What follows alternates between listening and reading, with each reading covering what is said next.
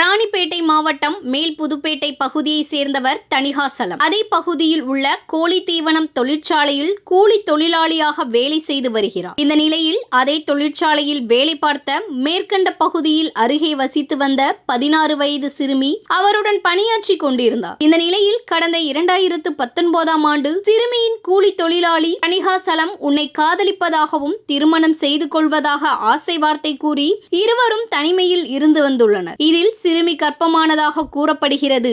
இதனையடுத்து இது தொடர்பாக சிறுமியின் தாய் ராணிப்பேட்டை அனைத்து மகளிர் காவல் நிலையத்தில் புகார் அளித்ததின் பேரில் மகளிர் போலீசார் வழக்கு பதிவு செய்து போஸ்கோ சட்டத்தின் கீழ் தணிகாசலத்தை கைது செய்தனர். இது தொடர்பான வழக்கு ராணிப்பேட்டை மாவட்ட நீதிமன்றத்தில் நடைபெற்றது. இந்த நிலையில் வழக்கை விசாரித்த மாவட்ட நீதிபதி சிறுமியை கர்ப்பமாக்கியதாக கூலி தொழிலாளிக்கு 20 ஆண்டுகள் சிறை தண்டனை, ரூபாய் 1000 அபராதம் விதித்து தீர்ப்பு வழங்கியதோடு பாதிக்கப்பட்ட சிறுமிக்கு ரூபாய் 5 லட்சம் அரசு இழப்பீடாக வழங்க வேண்டும் என இந்த வழக்கில் தீர்ப்பளித்தது.